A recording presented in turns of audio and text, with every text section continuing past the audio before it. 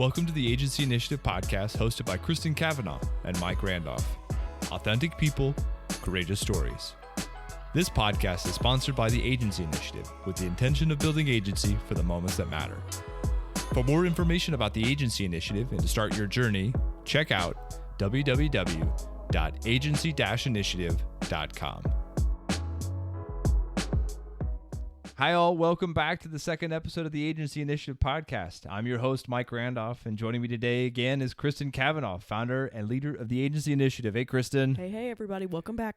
Welcome back indeed. We are excited to have you back for the second installment of our series, Agency Unlocked, a series where we're answering some of the big questions about agency. Questions like, why are we talking about self-love and courage?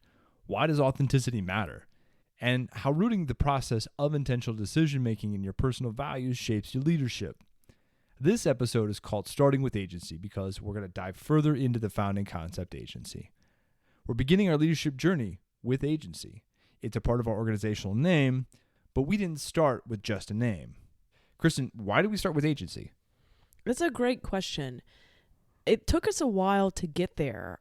I think once we had time to process and really think through what was important from our experience and what had the most impact, we kept working through and trying to describe a feeling of being in control and making decisions and having an impact in the world.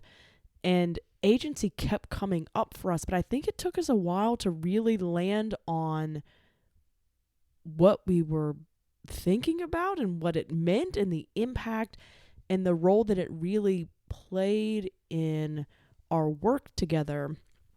So it felt like a concept that was just rolling around in our brains, but was really difficult to articulate.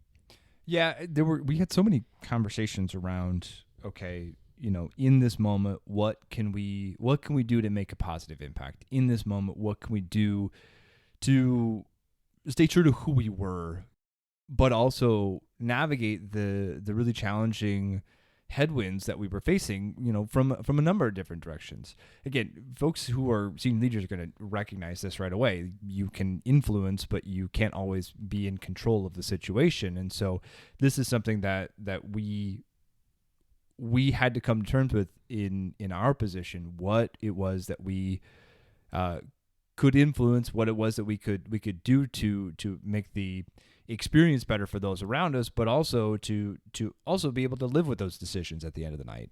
Yeah, I think you're right. It was constant. We were constantly trying to reflect on what was happening almost in real time and then name the thing. Mm-hmm. And I think we kept coming back to agency to say, like, do we have agency in this moment? Where do we have agency? Where do we have the ability to make an impact and have control and really feel good about the work we were doing and the decisions that we're making? And it just kept coming back to, where do we have agency? Where do we have agency? Where do we have agency?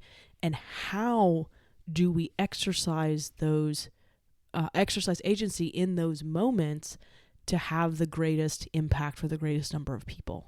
Yeah, and we didn't, in all reality, we didn't call it agency at the time.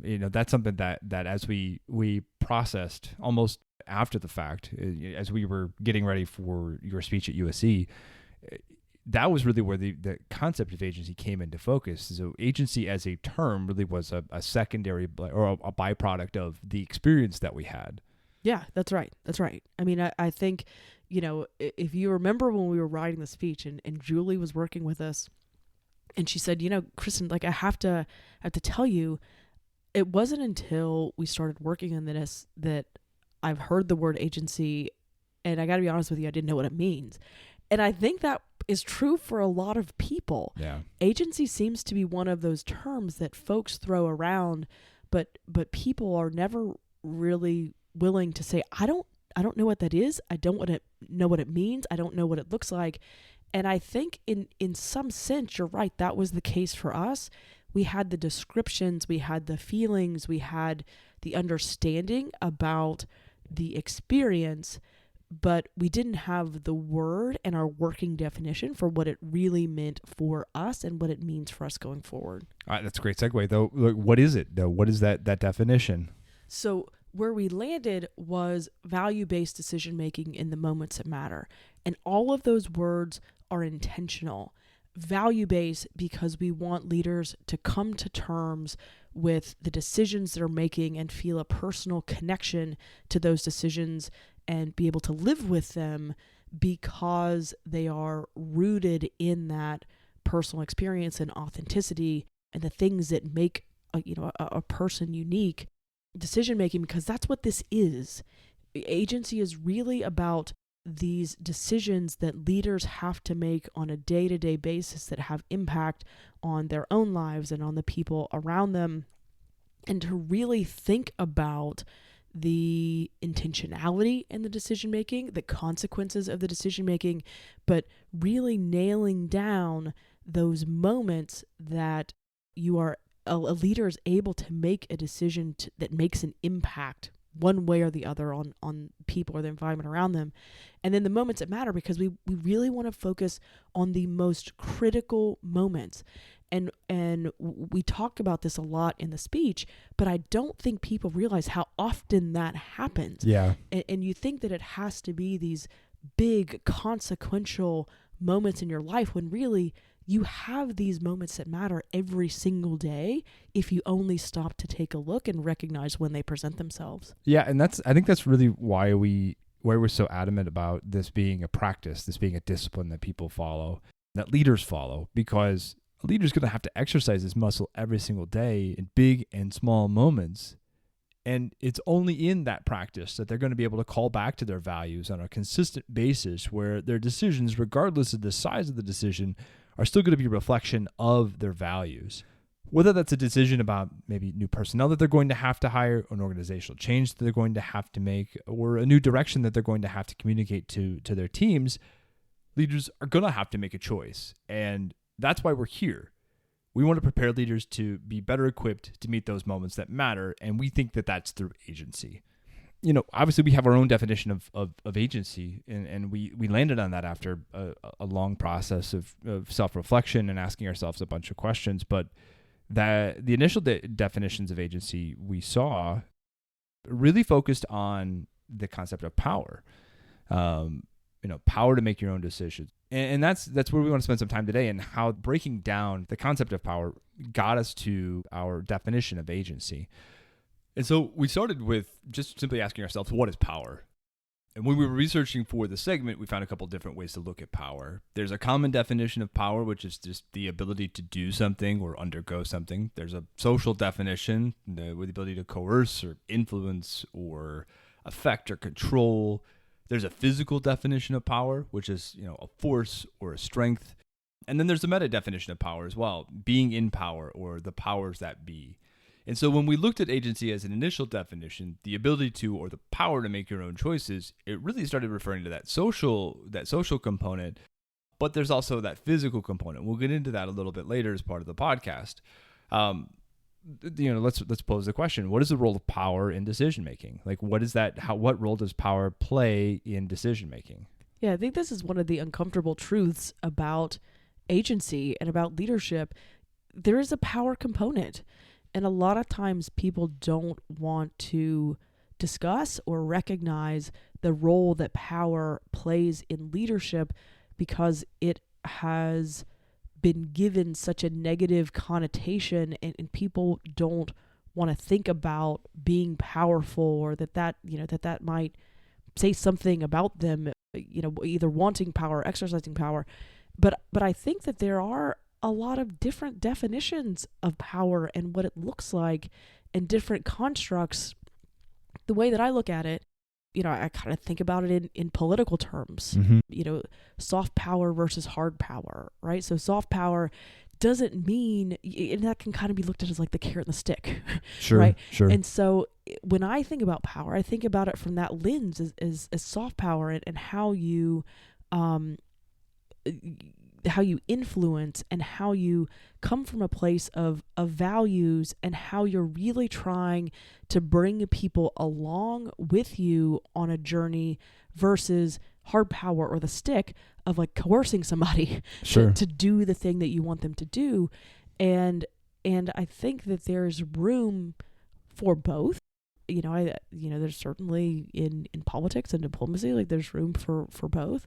But I think power's kind of been given a bad name and a bad reputation that there is only one way to use power to get what you want, and I just don't think that's true. Well, there's such a connotation around it too. It's the powers that be, or those that are in power. There's almost a distance that's put between people, between someone who's in power and someone who's not in power. If you think about it in terms of a position, or think of it in terms of a place to be,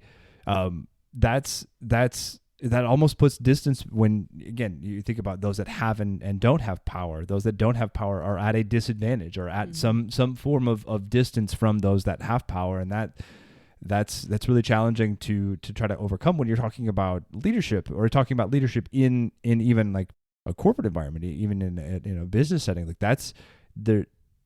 Talk about, again, the power of ego, the power of those are things that like it's very difficult to overcome those, and or overcome the perception of those when really you're sitting across from another person. Yeah, exactly. What I think you bring up a good point. Like there are different places where people get power too. There's you can get power from a position, you can get power from a title, you can get power from just who you are, and that's what makes agency, I believe, so difficult, is because you are pulling power from all of these different places and kind of consolidating that and bringing it to bear in these moments. And if you don't understand how all of that works, it's really easy to get tripped up, and it's really easy to kind of go afoul or just not use it at all. And unfortunately, I think that's what happens to a lot of people, is when they miss these moments, it's because they're afraid of using the power they have. And a lot of what we described is the place of power here is also external locus of power, a position or a title or an organizational structure. When we went through this process of trying to understand power as part of the definition of agency, we landed on the focus being internal. How someone derives that power from their own experience or from their own place, rather than trying to do that from a sense of external locus or some external factor that defines what power is. Now, there's a place for that external, but it can't be the starting place for it. Yeah, I mean, it can, but if we wanted to go afoul, like fair. Okay, fair. If you want it to be the most authentic place. There you go. Yeah. Yeah, I mean, I think that's right, and what I think we want our listeners to understand is that I think people can derive power internally from their own experience, and it's really understanding the process for doing that, the process for recognizing it, and then the process for how you go and use that power for good. I think that's really difficult for a lot of people, especially in corporations, especially, people who are from underrepresented groups. Like that can be really difficult to see and understand and then implement. And so part of our goal here is helping people walk through that and see how you really might have power in some cases and have control over some instances, and how to be really intentional in those moments. That's actually a really good segue into I think a really important question as part of this. What moment in your journey, you talk about it a little bit in the USC speech, but what moment in your journey did you recognize that you had power? Because that is a really pivotal moment, not only in the growth of a leader, but also just understanding your ability to exercise agency. I think it wasn't until after the fact. I think there were a lot of decisions that I made without really knowing what I was doing. Sure. Yeah, I think totally. that's a lot of the case for a lot of leaders. Like, you just make decisions because there's a feeling, maybe that's your values that are stepping forward and presenting themselves to make decisions. But it really took a lot of processing to understand when I was doing that and how to do it more often with intention. And I got to be honest, it wasn't until I was later on in my time at Tesla that I was able to recognize and feel like I had power in some of those moments to then step into my agency and act in a way or lead in a way that felt like I was exercising my power or using the power that I had. I just don't think I recognized it early on. But now, in reflecting back and seeing some of the decisions that I made in previous organizations or in previous relationships, like there were times where I was stepping into agency and just by happenstance. I think that's important though to call out though that this process of exercising agency is a self-reflective process. Part of this whole model that we want people to understand is that there's a moment in time here where you have to take a step back and say, okay, did that go the way I intended it? Did that decision that I make did have the outcome that I had intended it? Yes Right. or no, and why? And it's that why that really steps back into, okay, understanding your power, your values is part of that, and did that align with the outcome that you were expecting for it? That's a big part of how we're going to introduce the practice, the actual methodology of using agency, because it is constant. It is something you have to. It is a constant reflection. It is a constant process by which you continue to learn. Yes. That's the big piece of this, becoming someone who learns over the course of their life from those experiences. Yeah. And I think there's some stuff that is innate, right? Or inherent in you because of who you are, right? That shows up in your behaviors and your decision making, in your beliefs, like that there's some of that comes forward, but there is a portion of it that is that you have to call upon in these moments. And so I think it is a balance between you showing up as you that is representative of your beliefs and your experiences. But I think there is this piece of, if you can understand enough of that, then it's easier to call that forward in these moments and be intentional. And so I think there is a balance between doing you and being just naturally who you are in these moments. Well, that gets into the question: how does someone act with power? What is that? What is that actual intentional act of power? Being powerful, what does that look like? And I think to your point is, it's the calling forward of who you are, living authentically and who you are, and the realness of that. Yes. And how that comes through in the decisions that you make, how it comes through in the and how you represent yourself, how you represent the decisions as well. Yeah, absolutely. And it looks different for different people. Yes. There I would look silly if I showed up any differently than I did. Like, it just wouldn't feel right, and it wouldn't work. And, I think for me, like, I've always been kind of that consensus builder, and really, as a leader coming in a session situations and understanding people's motivations and understanding people's values and like trying to articulate my value set and why that is important to whatever decision is being made. That is what is natural for me and to me as a leader. And I hope people who have, been under my leadership are kind of nodding their heads right now. Like, yes, I've experienced that. I am, yeah. But it would feel so bizarre if I came in and just dropped the hammer on people, and I think that's, for some people, that's natural, and that might work for them. It doesn't work for me. And I think that the leaders that I've been drawn to are people that exercise that soft power and use that muscle in the moments that matter to exercise their agency, rather than something that feels more forceful or more coercive, or just more of that kind of like dominating way of expressing power. Yeah. And for those that have been part of your leadership, that's authentically you, right? Like, that's, again, I got to experience that, but others out there have gotten to experience it as well. But like, that's something that we came to expect over time. So if you had come in with the hammer, right, at some point in time, that would be like, oh, that feels weird. Yeah. And I say that because like that's something you can recognize in leaders out there, that change or that moment where something feels different or something feels off. Like that intuition is really important for understanding the situation that you are in, but also understanding the situation that a leader might be in, and maybe where they're. We're going to talk about this a little bit later in the podcast series, but we're going to talk about the moment where there's this tension, where your expectation or what you see for the situation is out of line, your values or what is actually happening in that real moment, or in that moment.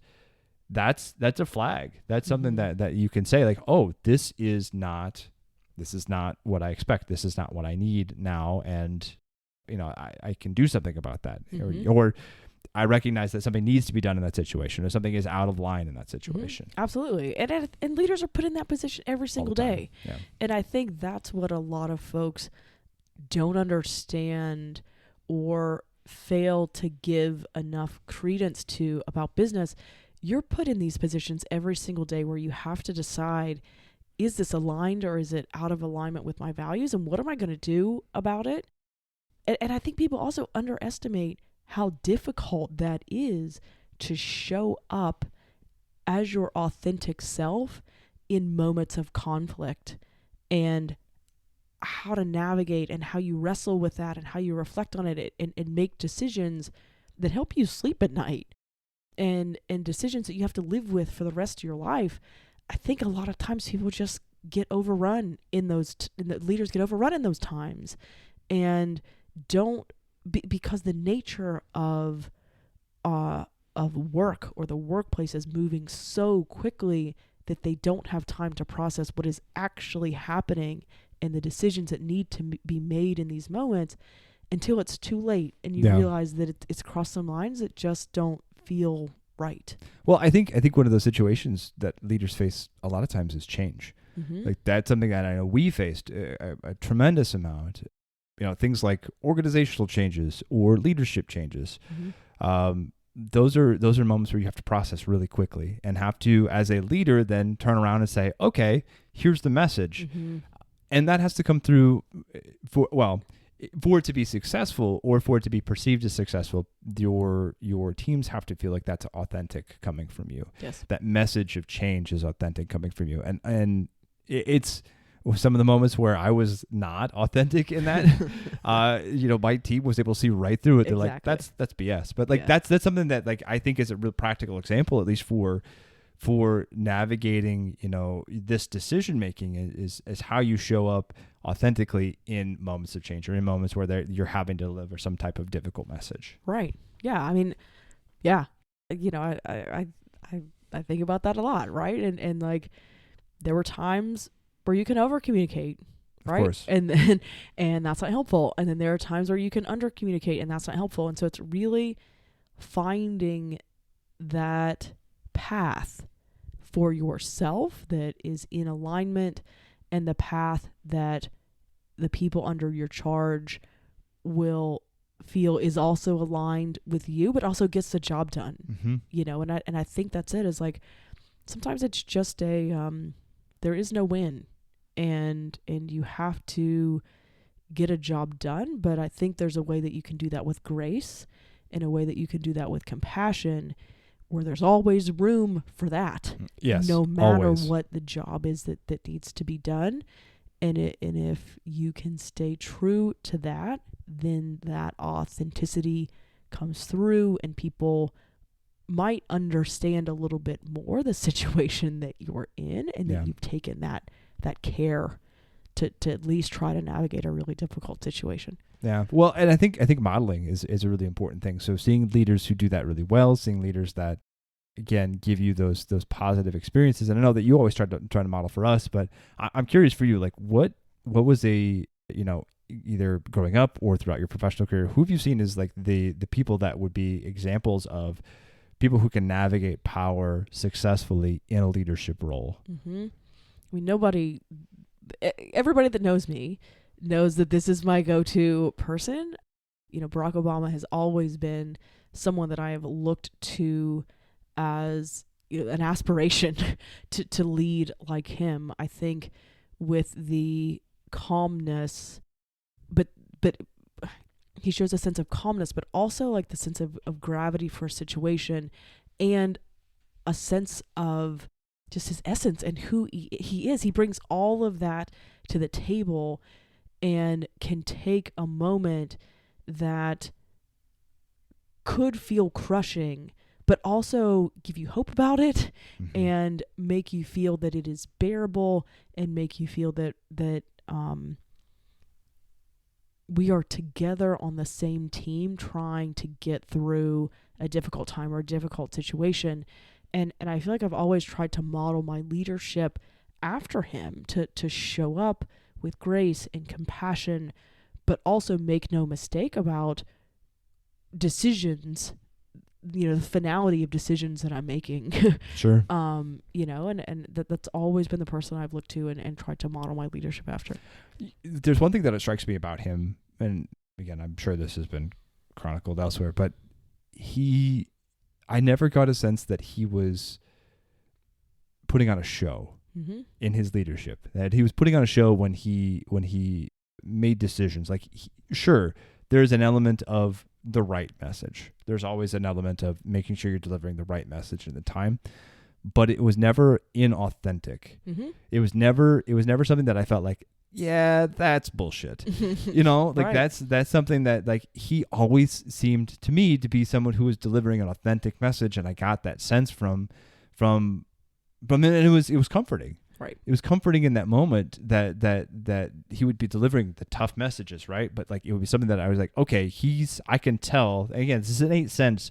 People can often sniff that out. Right. Like, they know when you're not being authentic, or when you're lying, or whatever that is. But it's something that comes through in their presence that you have in that moment. Right. Presence. Yes, that's it. It's the presence. Yeah. And I think that's, we'll talk about a bunch of different components of agency, but I think there's a physical presence to showing up in these moments too, that either give people confidence or give people pause. And I think you're right. Like, I felt confident in the way that he would show up in these sometimes grave moments, and that helped move through them, versus adding skepticism on top of the gravity of a moment. And I think in my leadership, like, that was always important to me, no matter what the difficult message was that I was delivering to my team or my org, to just show up in a way that felt authentic, gave credence to the gravity of the moment, and not trying to, like, sugarcoat things that people knew were not good, but also trying to give space for all of the thoughts and the emotions that would swirl around those moments, to have some kind of space and representation too. And I feel like that I got that from him, to really just be present in the moments and let the things happen, but also find a way to move forward past events. I think that comes from being really comfortable about who you are, though. Like, that ability to not focus on yourself in that space. Like, being really hyper aware of the people around you, that the impact of the message, and being comfortable in your own skin at that point, because you have to come to terms with your own emotions about that before you can deliver a message, and truly understanding your own personal values. This is again, I think, why it's so fundamental for us to have the definition of agency include value space, because you really have to explore your own personal values to be comfortable in those spaces. You have to be comfortable with who you are and how you show up, because that's going to be something that, again, everybody can tell. Right. Exactly. And I think, like, when there is that cognitive dissonance between you and the message, that's not going to work for anybody. It's not going to be something that you can ultimately live with after the moment has passed, or when you've had time to reflect, or something that the people that you're trying to lead are going to buy in the moment. And so you don't want that dissonance, And if you haven't done the work to understand where you sit with this thing, that's gonna come through in a heartbeat, and it's not gonna help anybody out. Yeah. How do you get from this? We've been talking a lot about power. We've been talking about the concept of having power, but like where do values really come into play with this? Where do power and values connect? Yeah, I think that comes from being your authentic self and really understanding what you value and what that looks like and what it sounds like and the impact that those values have on the environment and the people around you. And so as you step into that authenticity and understand what is important to you and to your family and to your workplace, you really start to get clear pretty quickly on where your values start to align. And the power comes in is like when you understand these points that are putting your values in conflict, and you recognize that you have a decision to make and that you have power in every one of those instances to make a choice. And there are consequences, as we talk about in the speech, to some of those choices, but really recognizing that you have a lot more power in these moments where your values are being tugged on to do something about it. You may not like what you can do about it. I think that's a different story. But in each instance, you have the ability to do something. So I talk about it in the speech. Even in the places where I didn't feel like I had a choice, like in the military, when I felt like I didn't have a choice, right? When, my colonel's talking about like the length of my shorts or whatever, I had a choice. I could have said, hey, I have a girlfriend. That's why I don't have a boyfriend. Would have been a bad choice. It would have been a really bad choice. Yeah. I felt that my values were being tugged on in that moment, and I felt that I didn't have power. Actually did. And I chose to use my power to keep my mouth shut and keep my job. Right. But that was in and of itself, again, hindsight's 20/20 on this, right? But that was a moment of itself where you were exercising your power of self-preservation. Right. Yes. Exactly. And I think that's power doesn't look one way or sound one way or show up one way. And so it's really understanding this dynamic of power can mean different things and look different ways in the situations to get the desired outcome.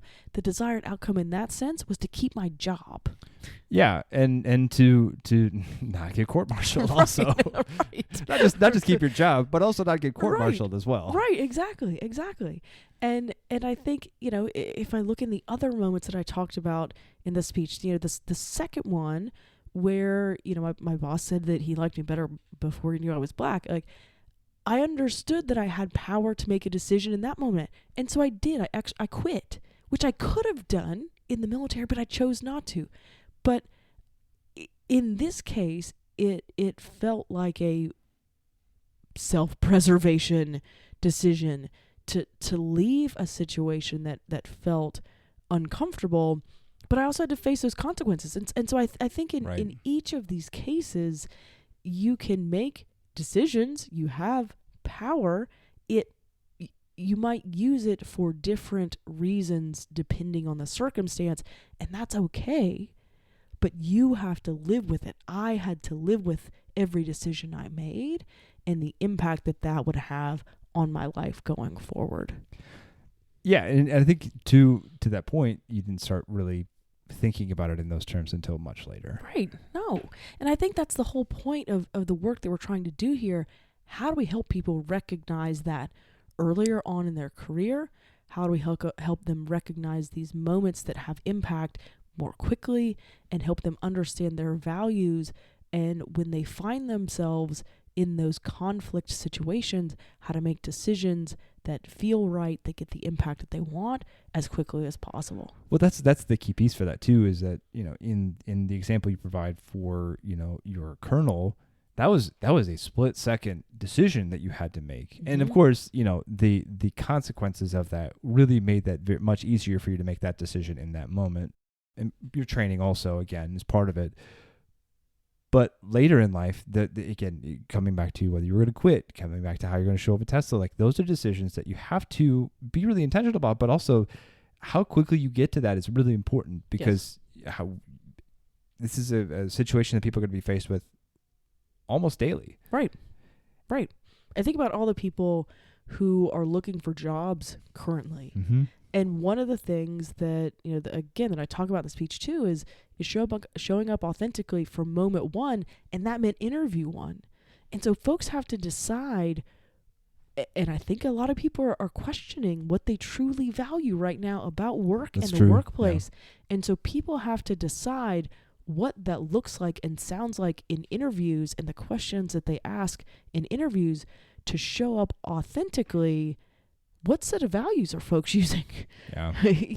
Well, I think, again, you look at this is getting to be a little bit tired, but I think it's important for us to go back to, because I still think we're processing this. You look at the impact that the pandemic had on us. This last 3 years have been just an incredible moment in our existence in a modern society, because it gave us a moment to pause. Mm-hmm. What actually is important to us? That question came up over and over again as part of that. Partially in part because people were dying around us, but partially in part is because we had a lot of time to think about it. And that's the hard part about this process, right? That's the hard part about this practice, this discipline, is that it is a practice that takes time. It is a practice that takes intentional thought about it. And so in the absence of the next series that you're going to watch on TV or, live sporting events, you start to think about, well, what am I doing with my life? And why is this important? And so people had that opportunity, coupling that with, again, social and racial challenges that happened over the course of that time. It really started to give people this pause. Mm-hmm. What is important to me now? Mm-hmm. And how does that show up in the way that I'm going to live my life moving forward? And so employers are dealing with that. Yeah. And I don't think everyone's really hitting it on the head yet. They hit that nail on the head yet. Like, oh yeah, you could work from home. It's a hybrid work environment. That's not really what I care about. Right. Like I care about spending time with my family, and care about being there for. So there are some, I'm sure there are some that are out there that are doing this well. But I think that's a challenge that a lot of companies are going to struggle with. Absolutely. It's the first thing that I talk to people that I coach about when people are in transition and they're looking for jobs or have offers on the table or wherever they're at in that stage. The first thing I say is, what do you really care about? You need to get real clear on what is important to you and what is not important to you in this moment. And if it's money, great. If it's location, great. If it's working from home, great. But you've got to be honest with yourself about what matters to you. And you have to go in and ask the questions to see if this is going to be in alignment with that or not. You have a choice. This is the time to make that choice that is in alignment with your values before you get into a situation and realize that this ain't it. And this isn't what you signed up for. And so I think that as difficult as this current environment is for job seekers, there still is some due diligence that folks can have in assessing themselves and their values and what's key to them, and trying to filter those things in as much as they can. And I understand, like, privilege is a piece of this. Some people just need a paycheck, and that is real. But those who are in a situation where they can filter in the things that are important to them and they can get really clear on those things, now is the time to do it, instead of finding out too late that that's really not what was important to you and it was this other thing over here. Well, and I think that really speaks to the, one of the main concepts that we talk about that you talk about in the speech is this concept of courage of trying to understand yourself, your whole self. And our next podcast episode is actually going to be about courage and the connection between self-love and courage as well. Mm-hmm. And how unlocking self-love and your for your, again, who you are, that person that's in the mirror, and the courage that it takes to be able to do that. Yeah. That's a huge part of your speech, but it's also a huge part of acting with agency. Absolutely. And determining your values, right? So all of this stuff is connected. And so the more we can dissect and link and help make this picture clear for people, I think the better leaders we're going to have, the more positive outcomes we're going to have, or outcomes that can make a positive impact. And that's what we're going for. And so if that's us getting messy and trying to do the hard work of dissecting and reconnecting, then I'm here for it. So others had the opportunity to learn and do things faster and do things more quickly. Well, that's the whole part of this, is getting folks to that moment faster, getting folks to that moment where they feel like they can act with power, they feel like they can act with courage, and showing people examples of that, showing the people examples of that across all different walks of life. Yeah. And that's the part for me that, again, I continue to say I'm excited about. I can't wait to start having guests. We're going to get through. We're going to talk about, all the components of what agency means to us. And then we're going to have examples, real life examples of that. Come and folks join us on the podcast. So if you're interested in joining the podcast, obviously reach out to us. You can go to our contact page on our website. We are continuing to look for these courageous stories to talk about as part of this podcast. That's it for our podcast this week. Thanks for joining our episode, starting with agency. Stay tuned for our next episode of the Agency Unlocked series, simply called Courage, where we're going to talk about courage, self-love, and key moments in a value-based life. Kristen's USC speech is now live on YouTube and our company page, so go check out her journey to see how this all got started. If you're interested in contacting us to have Kristen come speak for your organization, you can always reach out at our website, www.agency-initiative.com/contact. Catch you again for the next episode of the Agency Initiative Podcast. Thanks for joining us on this episode of the Agency Initiative Podcast. To take the first steps into your journey, or to dive deeper into what agency means in your life, check out www.agency-initiative.com. You can also follow us on Instagram at The Agency Initiative and on LinkedIn at our company page. If you're interested in working with us or joining us on this podcast, we want to hear from you. Send us a note at our contact page at www.agency-initiative.com/contact.